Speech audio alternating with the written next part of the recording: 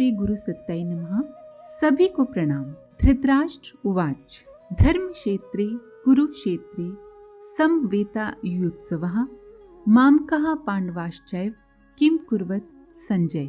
धृतराष्ट्र ने कहा, हे संजय, धर्म भूमि कुरुक्षेत्र में युद्ध की इच्छा से एकत्रित मेरे और पांडु के पुत्रों ने क्या किया। गीता के प्रथम श्लोक में जीवन तथा संसार का स्वरूप दर्शाया गया है। महाभारत युद्ध के बहाने जीवन संग्राम का दिग्दर्शन कराया गया है। इस संसार को ही धर्म क्षेत्र कहा गया है, क्योंकि धर्म ही इसका सार है। धर्म के आधार पर ही संसार की सुख समृद्धि संभव होती है। इसे कुरुक्षेत्र भी कहा गया है। कुरुक्षेत्र अर्थात कर्म क्षेत्र, कर्तव्य निष्ठा, पुरुषार्थ, श्रमशीलता एवं उद्योग परायणता से ही इस संसार में किसी को सफलताओं और विभूतियों के रसास्वादन का अवसर मिलता है। इसी प्रकार मनुष्य का जीवन भी धर्म क्षेत्र और कुरुक्षेत्र है। धर्मनिष्ठा ही मानव जीवन की सफलता एवं सुख शांति की आधारशिला है। इसी प्रकार कर्मशीलता द्वारा ही प्रत्येक व्यक्ति अपने भाग्य का निर्माण करता है। धर्मनिष्ठा और कर्तव्य परायणता छोड़ देने के बाद मनुष्य जीवन मृत तुल्य हो जाता है। फिर उसमें कोई आनंद नहीं रहता, न ही उन्नति की कोई संभावना ही शेष रह जाती है। इसीलिए मनुष्य जीवन को भी धर्म क्षेत्र और कुरुक्षेत्र ही कहा गया है। समुद्र मंथन की तरह यहाँ संघर्ष ही सार है। दिन भर श्रम करने के बाद रात को जिस तरह गहरी और मीठी नींद आती है, उसी तरह संघर्ष का प्रतिफल ही अनेक प्रकार की सुख सुविधाओं, विभूतियों और सफलताओं के रूप में दृष्टिगोचर होता है। परमात्मा ने प्रत्येक सफलता के मार्ग को कठिनाइयों से भरा बनाया है, ताकि उनसे संघर्ष करता हुआ मनुष्य अपनी क्षमता, शक्ति, योग्यता एवं प्रतिभा को विकसित कर सके। जीवन का यही स्वरूप है। संघर्ष ही जीवन है और संघर्ष समाप्त होने का नाम मृत्यु है। जीव के जन्म धारण की प्रक्रिया का आरंभ संघर्ष से होता है। मनुष्य को प्रत्येक विभूति की उपलब्धि संघर्ष के आधार पर ही होती है।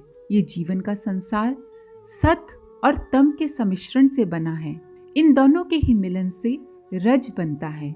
सत, रज, तम ये तीन गुण प्रसिद्ध हैं, पर वस्तुतः सत और तम दो ही रात और दिन की तरह मुख्य हैं। जिस प्रकार रात और दिन का मिलन संध्या कहलाता है, उसी प्रकार सत और तम का सम्मिश्रित स्वरूप रज है। सत को दैवी और तम को आसुरी संपत्ति कहते हैं। सत का फल सुख और तम का दुख है।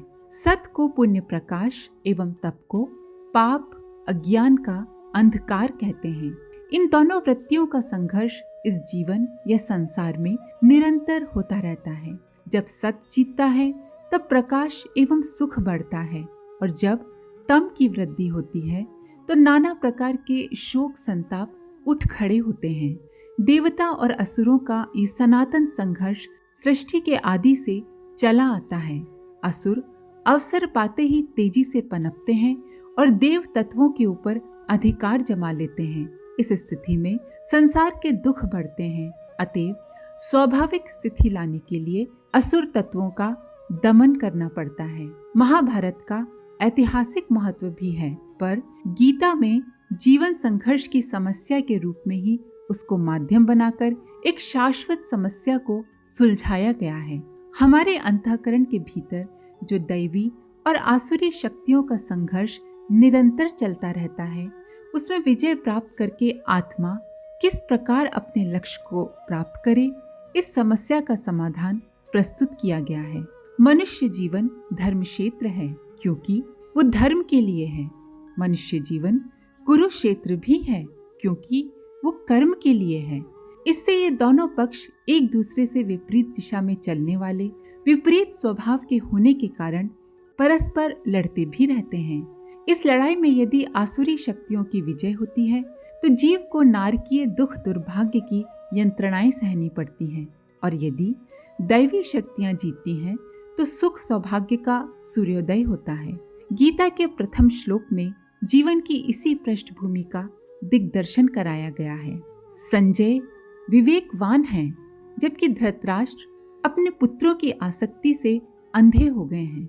कौरव अर्थात कुकर्म कुविचार और पांडव अर्थात पुण्य तत्व संजय रूपी विवेक से धृतराष्ट्र रूपी अज्ञान पूछता है, मेरे पुत्र कौरवों ने कुकर्मों कुविचारों ने और पांडवों पुण्य तत्वों ने युद्ध की इच्छा से एकत्रित होकर क्या किया, बताओ। महाभारत के लड़ाई झगड़े का वर्णन गीता में बहुत कम है।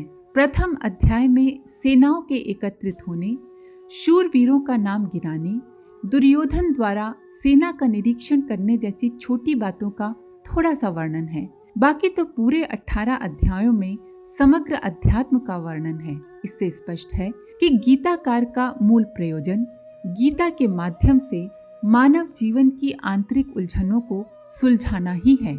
मोहग्रस्त अर्जुन लड़ाई झगड़े के झंझट से बचना चाहता है। वो शांत, सरल, सीधी और बिना झंझट की जिंदगी जीना चाहता है। भगवान कृष्ण इस आराम तलबी की वृत्ति की कड़े शब्दों में निंदा करते हैं। अर्जुन की संघर्ष से बचने की और चैन से रहने की इच्छा की कायरता, नपुंसकता, नारकीय, निंदनीय, नीच लोगों जैसी शुद्रता, हृदय की दुर्बलता आदि की उन्होंने कटु शब्दों में भर्त्सना की है। गीता के दूसरे अध्याय में अलग अलग श्लोकों में वे अर्जुन से कहते हैं, हे अर्जुन, तुमको इस विषम स्थल में ये अज्ञान किस हेतु से प्राप्त हुआ? क्योंकि ये न तो श्रेष्ठ पुरुषों से आचरण किया गया है, न स्वर्ग को देने वाला है, न कीर्ति को करने वाला है। इसलिए हे अर्जुन, नपुंसकता को मत प्राप्त हो कि तेरे योग्य नहीं है। हे परंतप, तुच्छ हृदय की दुर्बलता को त्याग कर युद्ध के लिए खड़ा हो।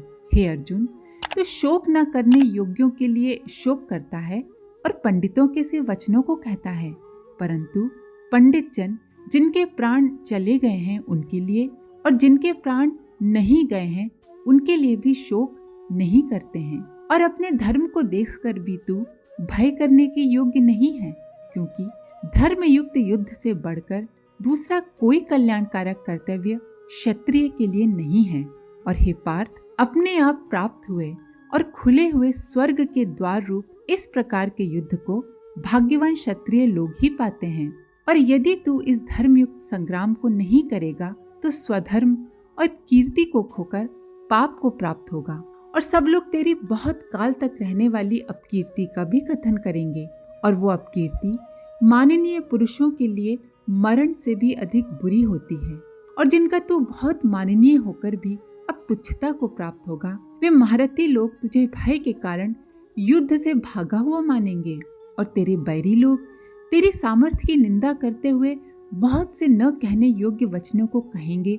फिर उससे अधिक दुख क्या होगा? इससे युद्ध करना तेरे लिए सब प्रकार से अच्छा है, क्योंकि या तो मरकर स्वर्ग को प्राप्त होगा अथवा जीतकर पृथ्वी को भोगेगा। इससे हे अर्जुन, युद्ध के लिए निश्चय वाला होकर खड़ा हो।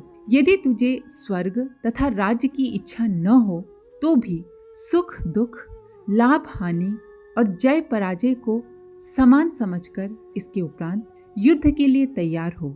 इस प्रकार युद्ध करने से तू पाप को नहीं प्राप्त होगा।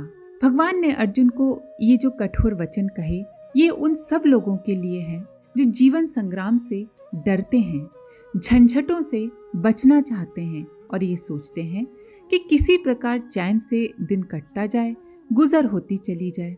ऐसा संभव नहीं है। ये जीवन या जगत संघर्षमय है। यदि अवांछनीय नकारात्मक तत्वों को हटाने के लिए हम कटिबद्ध न होंगे तो वे तत्व हमें दुख, दारिद्र्य के पतन और अंधकार के गर्त में धकेले बिना नहीं रहेंगे।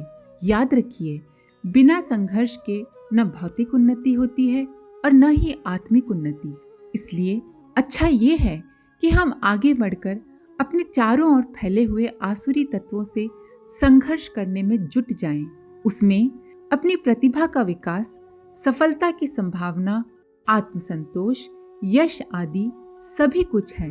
पाप और बुराइयों के सामने सिर झुका देने, उनका प्रतिरोध न करने से तो वे दिन दूने रात चौगुने बढ़ते हैं। फलस्वरूप संघर्ष न करने की भीरुतापूर्ण कायरतापूर्ण इच्छा संघर्ष करने की अपेक्षा कहीं अधिक महंगी, दुखदायक एवं आत्मघातक सिद्ध होती है।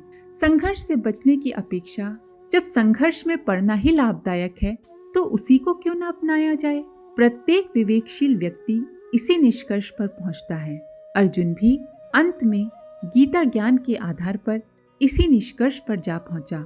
इस संसार में और अपने बाहर और भीतर जो भी दुष्प्रवृत्तियां, दुर्बलताएं, कमियां, कुरूपताएं, विकृतियां एवं अनुपयुक्तताएं फैली हुई हैं, उनको हटाने के लिए संघर्ष करना और उनके स्थान पर सत्प्रवृत्तियों की स्वच्छता, सबलता, धार्मिकता एवं सज्जनता की स्थापना करना आवश्यक है। यही अध्यात्म की पृष्ठभूमि है। प्रत्येक मनुष्य को अपने कर्तव्यों का निर्धारण इसी आधार पर करना चाहिए। गीता में भगवान ने अनेक दृष्टिकोणों से जीवन विज्ञान के मार्ग को समझाया है। 18 अध्यायों में इस एक ही बात का अनेक प्रकार से अनेक संदर्भ प्रस्तुत करते हुए मनुष्य को धर्मनिष्ठ, कर्तव्यपरायण एवं अनौचित्य अधर्म के प्रति निरंतर संघर्षशील रहने की प्रेरणा दी गई है।